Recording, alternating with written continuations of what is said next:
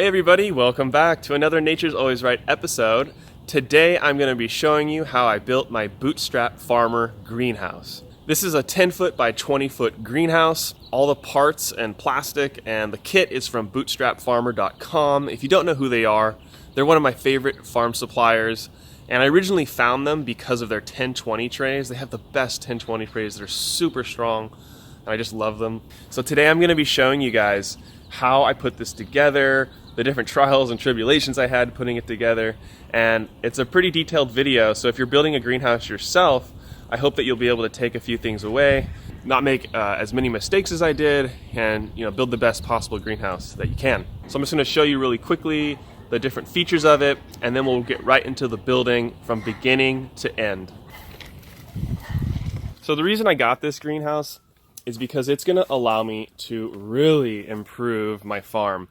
I'm going to be able to get seedlings out really quick, much earlier in the spring and summer. My seedlings will germinate at a much higher percentage, which is allowing me to drop less seed in my soil blocks, which keeps me from having to thin them as much. I'll be able to do microgreens in here year-round and control the temperatures. I'm going to be experimenting with doing some grow bags and selling nursery plants in them. It's a great place where I can store a lot of different things, and I've even got a lot more room in here that I can keep developing. You can see I've got a lot of vertical space still that I could fill in with some different stuff. So something else that's really cool about these greenhouses is that they're pretty modular.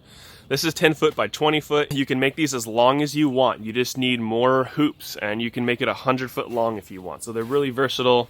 You don't have to use this as a seedling area. Many people use greenhouses for their field beds as well. And I'm going to be showing you guys how I update this thing over the years and all the different ways that I'm going to be using it. I'll be making a lot of different videos in here to help you guys figure out the best ways to use a greenhouse. And I really believe that having a greenhouse on a farm, even a small farm, is a real necessity because it just gives you that huge advantage to get ahead of the season and to just have your germination perfect. The ability to control temperature and climate is gigantic. It's just going to give you a huge advantage for your farm. Also, it helps you to diversify. So microgreens are a big part of small farming, in my opinion. It allows you to diversify your crops, make it a little bit less risky if something in the field fails. And microgreens are pumping out every 7 to 10 days, generating revenue for your business. So I'm really excited to add on that component to my business and show you guys kind of the journey that I go through with it. Please put any comments or questions or anything down in the comments. And this is the first greenhouse that I've ever built. So I just want you guys to have confidence that if you've never done something like this, you can do it. Get some help from your friends and family. Don't be scared to try to pull something off like this. You can do it yourself too. Basically all my construction experience in my life was done most of it was done on this farm, building all of these things for the first time. So I just want to give you the confidence that you can do this too.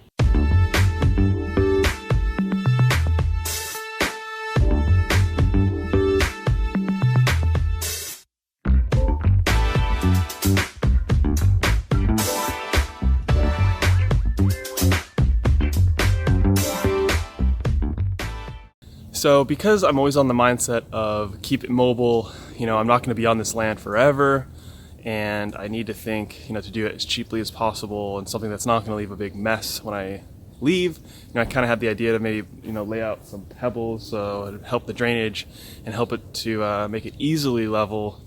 And if I needed to make any adjustments with tables and stuff, I could just push the rocks out of the way and make it higher stuff for myself. But I'm not going to go to that extra expense and trouble. This is flat enough that it's going to be okay.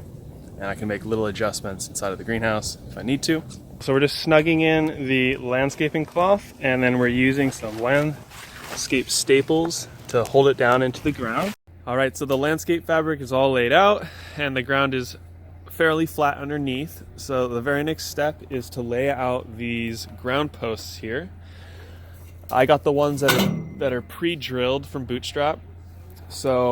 And I already made my mark. So I made a mark at 2 feet, and this is going to be the bottom. So this bottom piece will be pounded into the ground. And the next step after that is we got to make it very level. just be using a 2-foot level while we're pounding it in. And then to do the final leveling, we're going to be using a plumb line, and I'll show you guys how to do that.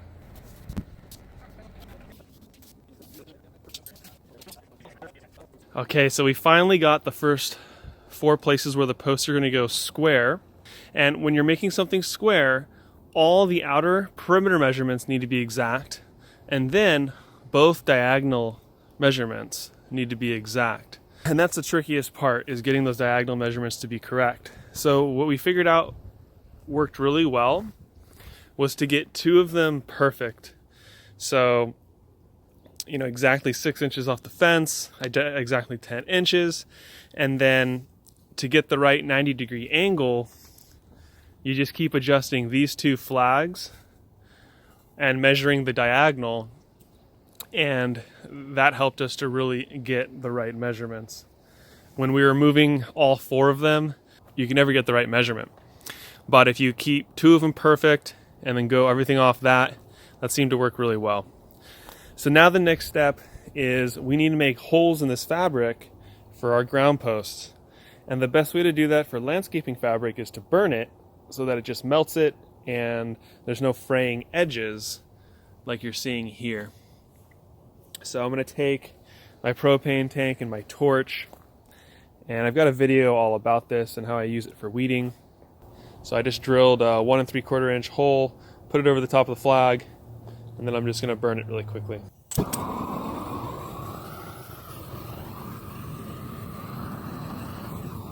Melted already? Yeah. Oh my god, that was quick. Isn't that cool? So in order to not smash the pipe, this thing is called a ground post driver. So it just goes in there, you hit that instead of the actual post, and then it stays intact.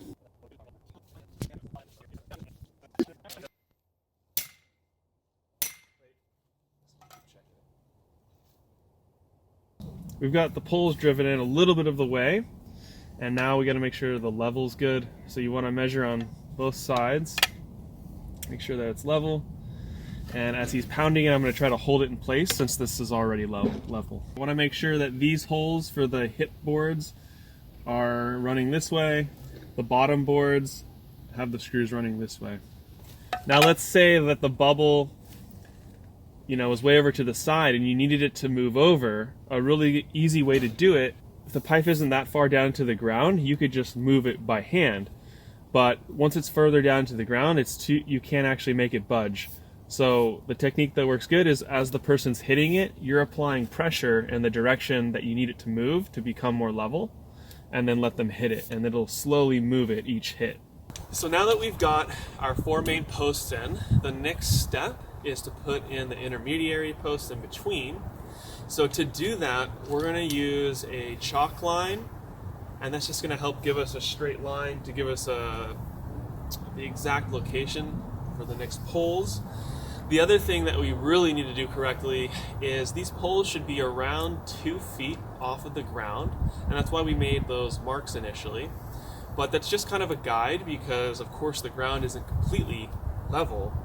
So what we're going to do, as per the recommendation from Bryan at Bootstrap and their awesome video that shows how to build this, what we'll do is we'll pound in another secondary post right here that's going to run parallel to these posts, and we'll tie a string to it at the 2-foot mark and then run a line level across that so that when the line's running across, we'll be able to pound in each of these stakes at the same height regardless of the ground level. Our strategy is to put the chalk line down, pound in the poles partially, then get our super exact 2-foot level, pound the poles the rest of the way, and then we're ready for the next step, which is bending the hoops.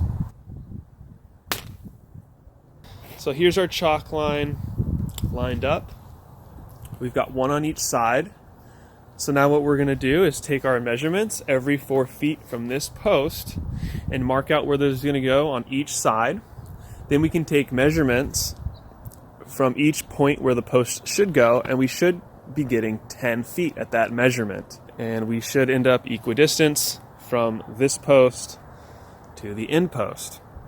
And that's how we'll know if we laid this out straight and correct. Then we can move on to the final step, which is leveling the z-axis of these so that they're 2 feet off the ground. Okay, so we've got all the poles hammered in. They're in the right distance from each other. We checked all the measurements. They're 10 feet across and all that. They're a 4-foot distance from each other. Okay, so here's how you set up this line. So you're gonna wanna make your 2-foot mark at wherever your highest point pole is. So for us, this is the highest point, and it kind of slopes down this way. We made a Sharpie mark at 2 feet on both of the poles. We put the string across and then laid out the level. The plane where we're going to be pounding down these posts needs to be at the same level, and that's why we're creating this string here. So the thing is, the ground here is lower than that other post. So even though we're putting it at 2 feet at that first mark, it's not actually level. So here, that's the original 2-foot mark, and here's the correction mark. I just kept moving the string up. My dad watched the level, and I just kept moving the string up until it became level. And now we know that this string is now a level plane, and we can pound down our stakes to match the string at 2 feet. The reason that we're creating this flat plane is that so the roof line is level. Otherwise, if we didn't do this, the roof would be sloped down in this direction. Okay, so now as you can see, they're basically at the same plane. It looks like they're all in alignment, except I think this one is probably about a 1/2 inch too far this way. But I think with the tolerances on this, there's a little bit of give and all that, so it should not be a problem. But we'll find out at the end, of course.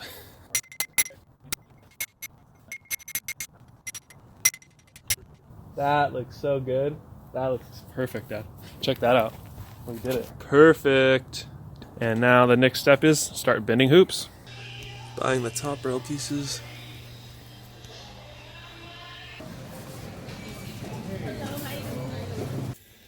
So besides the cost of the kit from Bootstrap, you're going to need to get some things like some hinges, some self-tapping screws to connect all the hoops, some carriage bolts, some 2.5-inch wood screws, and then of course the most important pieces, top line fence post here. And this is 1 3/8 inch, 10 foot long. And these are we bend into hoops with the hoop bar and then place into these main posts here. So I think I spent about another $240 on all the other accessories in addition to the cost of the kit. So the total price comes out to about $1,400 or $1,500, I think, for the 10x20 greenhouse. If you get the ground posts and the kit with all of the wrap-up sides and everything. Okay, so now it's time to bend our top bars here. And the first thing we need to do is just make a 9-inch mark off of the, I guess this is the male end. We're doing it this way so that we're not bending this piece incorrectly and it's all very even. I used a piece of wood just to make it all flush, really easier for me. And what I'm going to do is mark 9 inches.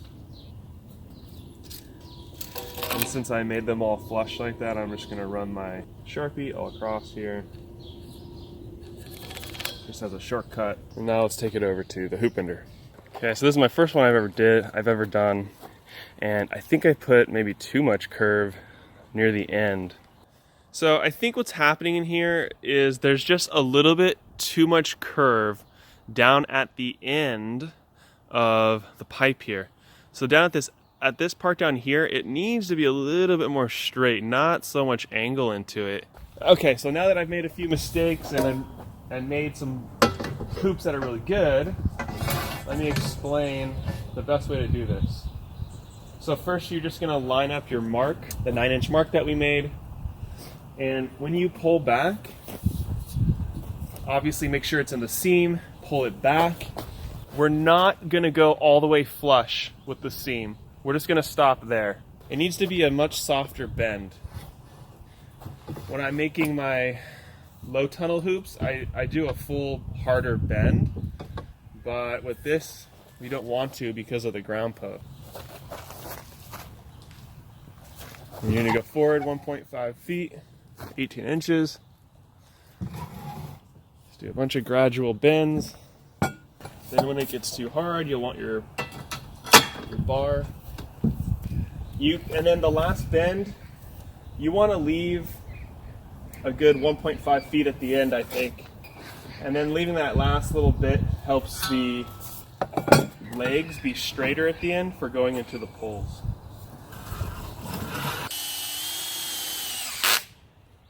So now you see how the hoop goes wide and out, and then it kind of flares out a little bit. That's more what we're looking for. And then the bottom, like 2.5 feet, really doesn't have any bend in it. And that's what I found works the best. So we're doing the same type of bend I did before. Deep. Okay.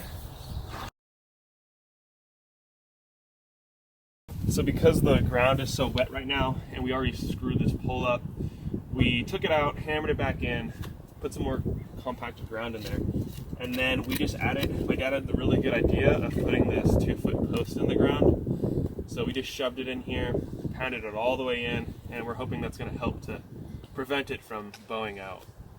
So what we found works really good is my dad gets it into his side, gets it to the 9-inch mark, and then I get my side, and then bend it and shove it in. Definitely pull it towards you, don't push it, because if there's a lot of tension here and if I slip, it's gonna hit me really hard. So this is definitely the safest way. And now, as I'm bending it back, it's having a much straighter position. Whereas before, before I fixed the bend, this would be bending inwards more, and it just wouldn't work.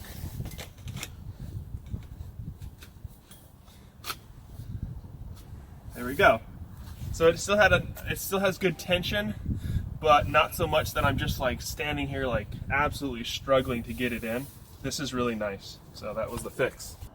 Okay, so you know, it's not completely perfect, but yeah, it's good enough that it's gonna work really well. And you know, to prevent that, you wanna make sure that you're bending your bars super consistently each time at the same exact point, and that's just gonna give you the best hoops. But you know, check that out. It's the first greenhouse that we've ever built, so I don't know, I'm pretty happy. Once we get it all built together, I'll really know how perfect it needs to be. But now that we've got everything perfectly aligned and in there, now we're going to be connecting the ground post to our hoops, and we're using the 5/16 screws that Bootstrap gave us. So we're using a 5/16 drill bit, drilling through, throwing the bolt in. Okay, so now what we're doing is putting down the baseboards. For the baseboards, you can use 1x6s. All the different parts and pieces, I'm just going to ask you to refer to the Bootstrap Farmer instructions, but I used just some leftover fence posts, just like those right there. I took them off on another section of fence and just attaching them here. These are also going to be used for the hip boards as well. Just trying to save money and recycle some things. Then I went out and I bought some 3-inch hex screws or hex bolts. You could use carriage bolts as well. I want to make sure that the board is flush with the end, because this is where the headboard will be, and we need to have that be able to fit in there. So it's flush on the ends. Where the boards join, you just need to cut out another little piece of wood, join them together, and go all the way down. I'm not sure what these truss things, I don't know what to call these, but they connect the top bar here to the hoops, and the rounded side will go over the bars, the nuts go across the bottom.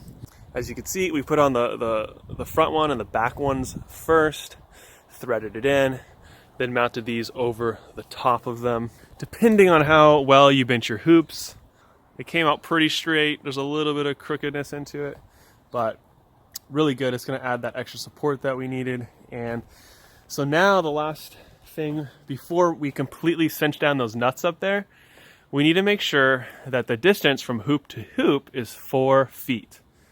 And that'll just ensure that everything's equidistant and No part of the structure is receiving extra stress than it should be. So getting it more perfect, I think, is more important for people that are going to deal with high winds or crazy weather, snow, and things like that. If you're in a place like me that's going to be a little more protected, then I think the perfection isn't as necessary, but we're doing the best that we can to get this as dialed in as possible. So what I'm doing is I'm measuring 3 feet off of the ground, and I'm making a mark. That's where the 3-foot mark is. Now, what we did to save time, since our board is 7.5 inches wide, we just need to find the halfway point, which is 3.75 inches. So if I just subtract 3.75 inches from 36, that's going to give me the bottom of the board. The board will sit on here like this. Now we also need to drill into this pole so we can attach our carriage bolts and attach the board. So the center of the board at 36 feet, that's where our railing is going to be for the wiggle wire. So we don't want to put a bolt there. So what I did is just measured about 1.5 inches above, and that's going to be where our carriage bolt will go through. So I'm going to do that for each one. I'm measuring up 33.75 inches, making my mark, making a little spot for my dad to drill, and moving down the line. Then we're going to come back, line up our board with our line, our bottom mark line, drill through the wood, and then attach it with the carriage bolt. So I'm just putting a small indentation with a very small drill bit to make it a lot easier for my dad to come in with the big 5/16 drill bit and then go all the way through.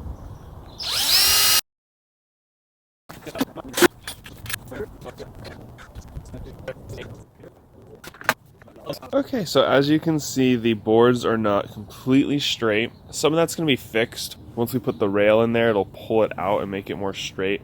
This side looks good enough that I don't really need to adjust anything. But here on this side, you can see there's a major indentation there. And that's because those 2 hoops, for whatever reason, are just inwards a little bit more.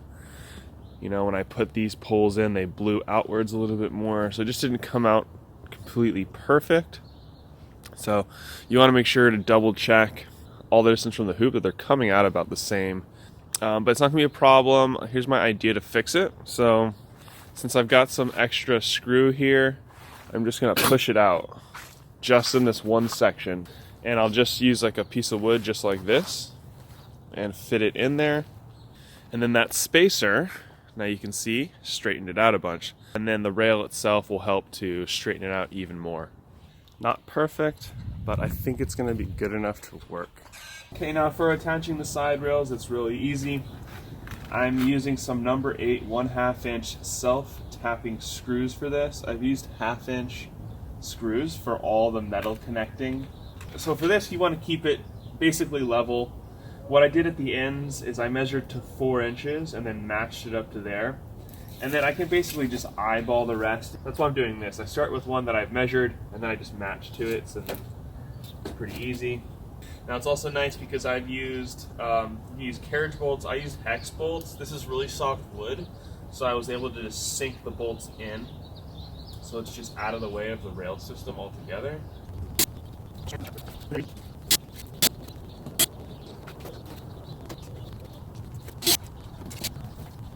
So one thing that I would do differently that I want to mention about these channels, when you're cutting them, leave them a bit short.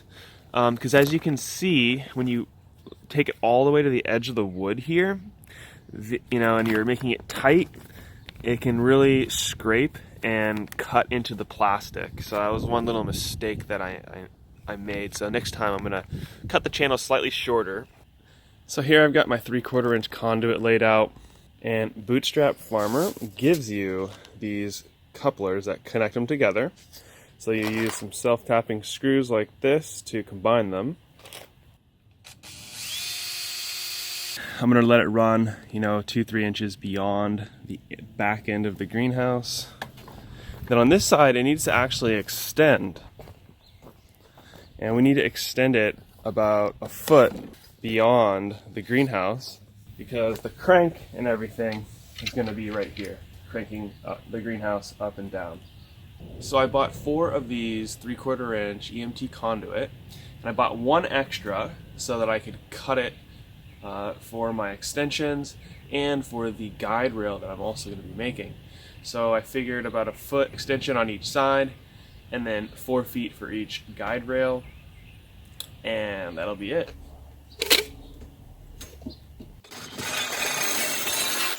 So after making that 1 foot piece, I just need to drill a hole here so that this will fit inside. In the Bootstrap video, he says to cut between 3/4 and 1 inch. Yeah, so you want to cut in between the 3/4 and 1 inch mark. So let's put a mark here. Okay, so now we got our extension pieces that are going to be able to fit into the crank. So now I'm going to cut 2 4-foot pieces, and these are going to be for the guide posts for the crank. I want it to bend right here. Move it down on the bar bender a little bit more so that where I'm putting the pressure, the actual bend's going to happen.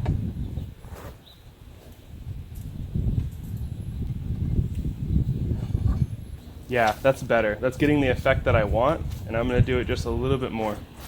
I need to think ahead, make sure this can clear this. It needs to be over slightly. And then I want to make sure that this is level. That'll just help me to have a good guidepost.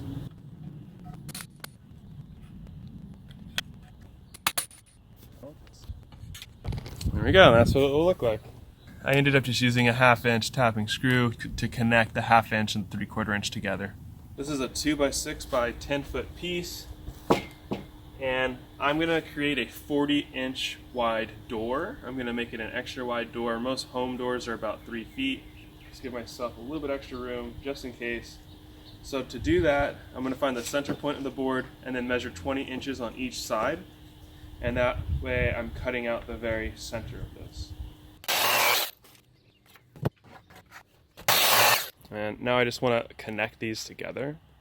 This is the bottom board in the back here with the side without the door. So you just drill through your ground post all the way through.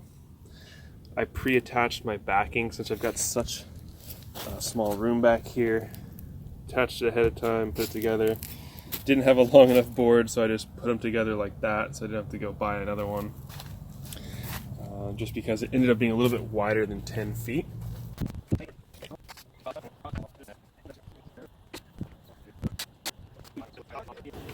So the next step here, we need to put the channel all along the hoop here, all the way to the other side, and also the railing down here as well. So we're just going to go ahead and do that.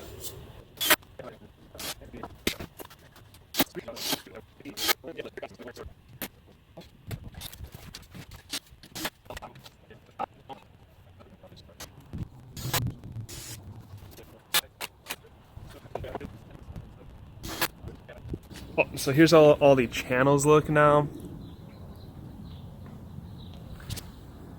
And you can kind of see the amount of screws I put in, how that's looking. So I was left with a little bit of overhang here on my pipe, so I'm just going to cut it and then wire brush it so that it's smooth and won't get hung up on any of the plastic. Okay, so at this point the greenhouse is basically done and I just need to add plastic. And one more thing, I have to build out the front door. And right now I'm by myself and I'm waiting for my dad and my friend Bryan to come over to help me finish, to move all these tables inside. Because I don't want to fully build out my door until I get all those big tables in there, because one of my tables is 4 foot wide. So what I'm going to do just before I put on the plastic is set up the main frame of the door. These are 2x4x10s, and those are going to fit against the rail there, and I'm going to show you how to cut a notch out of there so that we can attach carriage bolts. And I just wanted to make sure to pre-drill all this before I put the plastic on, because what if I slip up there and then I hit the greenhouse plastic? I just, I didn't want to risk it. So I'm going to mock up the whole door frame, take it down, then put the plastic on. Doing things a little bit out of order just because of the timing of my help. So what I'm trying to do is cut out a notch into this board so that I can drill through the hoop here and attach a carriage bolt inside of this. So I'm going to take a measurement at the top here, and that'll be where I cut the board to length. Then I'm going to make another mark on the bottom so that I'll show myself to cut out a little notch so that a carriage bolt could go through here and I can attach the board. Alright, so that's the little mark that I made. So I'm going to cut straight across here, and then I'll cut out a little notch. So here's what that notch looks like. Okay, so I found my level for the board. I've got it all perfectly lined up. And now I can drill my holes, and then I'll know where to put it when I rebuild the front door. I'm going to chop this corner piece off as well because it looks like the plastic might rub on there.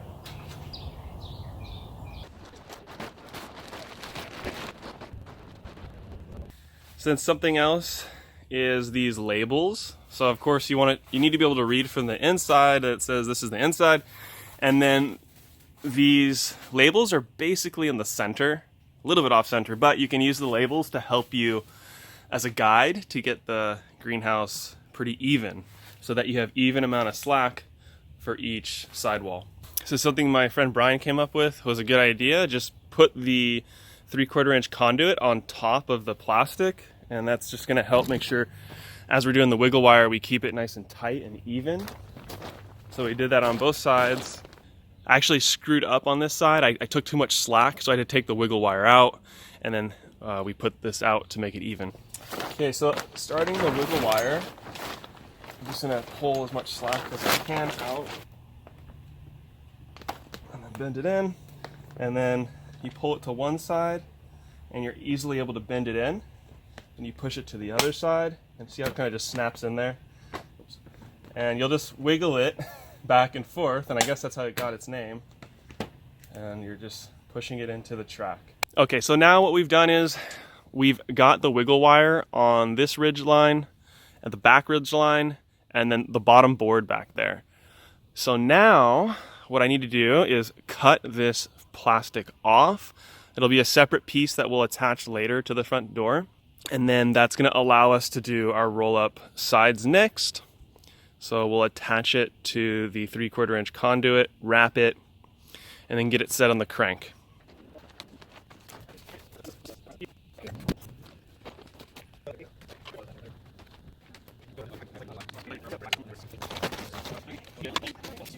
So because of the fence here, it would have been really difficult to put the wiggle wire in from the outside.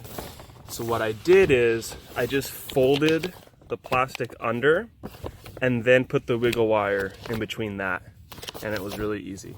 So if you're in a close quarter space, that's a good way to do it. Okay, so we're going to do the other roll-up side now, and it's going to be a little bit trickier on this side just because that tree is there. But what we figured out is the best technique is to start wrapping it onto the edge, get it on there, and then pull it back and pull it tight and wrap. Pull it tight and wrap. So before you start wrapping it, make sure that your crank is going to be able to fit there real easily. Pull the plastic back a little, cut it if you need to. And on the other side, the pole is going to extend a few inches beyond the end wall as well. Here's the roll-up sides for the Bootstrap Farmer greenhouse. How cool is this? And now I can keep it warm at night. During the day when it gets hot, I can lift it up and get a nice breeze in there. So these roll-up sides are going to be very important for me here in San Diego, just because since we don't get so cold, it's nice to be able to control the side panel here.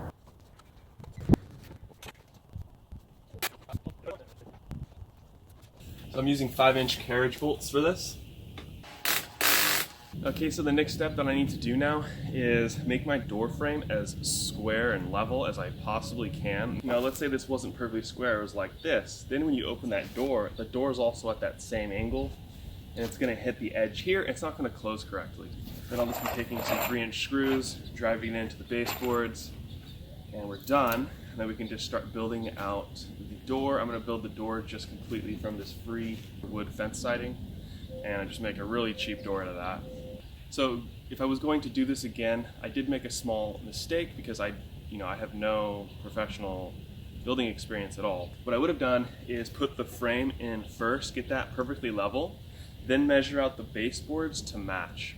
Because what I'm noticing is, this one's good. But this one, if this board was another 1/4 inch longer, it'd be more level. There's that little gap I'm talking about. So here's my idea to fix it. I do have a little bit of gap here to run my carriage bolt through right here, and I'll put it as close to the edge as I possibly can. It will cinch up this gap a little bit, enough that it will make it much more level. So I think it's worth it to do it.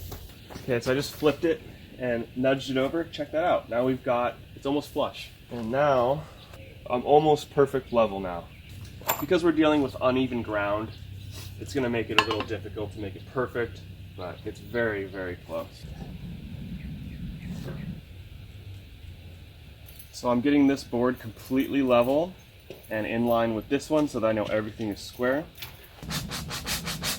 And it's always best to drill pilot holes first to prevent any wood from splitting, but I'm just feeling a little lazy right now and don't want to have to get out the other drill. I think I'll make it like a 7-foot door just to be extra safe in case any big things need to go in or out.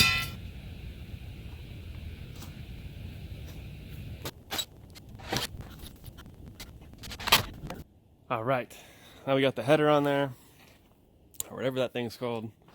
Now I'm going to be building a door out of just the fence posts. And as you can see, the fence post only goes up to about 6 feet. So I'm going to need another foot on there.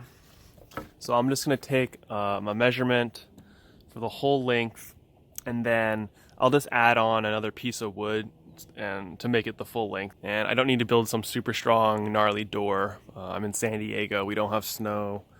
We don't have extreme temperatures. So something real simple like this will do the job.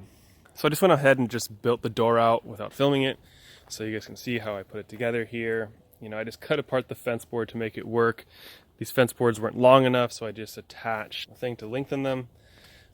And then, so here's the key things I wanted to show you guys here in the door design. I put this diagonal piece from a recommendation from a friend on Instagram, Bryan1989. Thank you so much for the construction advice. I put out a little Instagram story and he's like, hey, you should put another brace on there.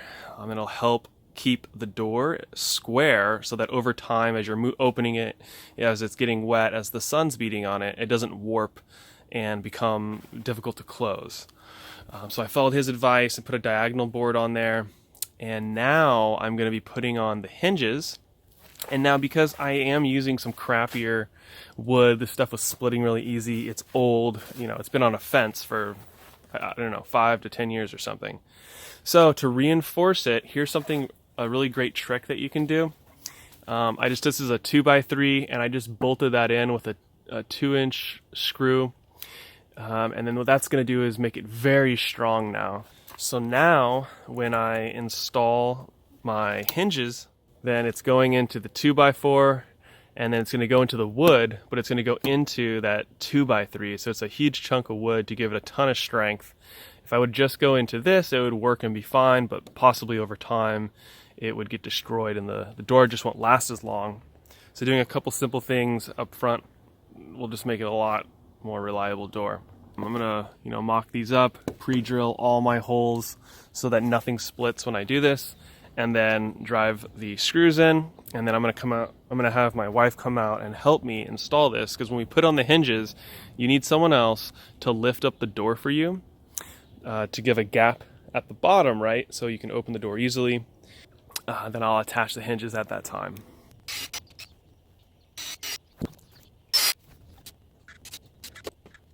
You can see the board down here is hitting there, and that's what's preventing it. So I'm just going to cut out a very small sliver off this thing so that it allows me to open the door all the way.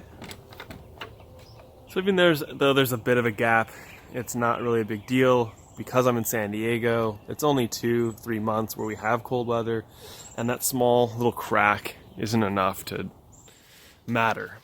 I could have built this door better, and I could have built, you know, an inner frame so then it's completely sealed, but we don't have snow, we don't have crazy cold weather, so that wasn't really necessary for me, so I didn't go to the extra effort, and I just built it as fast as I could. So now the final steps are to just get the channel on all the sides, on the doors, and then it'll be completely sealed in there, and we'll see how it goes in summer. I may not want to have an end wall on this side. We'll see. I am going to put shade cloth, and now that I've got the roll-up sides on there with the shade cloth, maybe that'll be cool enough that even in a 100-degree day, it'll be okay. But I'll have to see what the temps are like, what the humidity's like in there, to really figure out if I'll need to make other adjustments.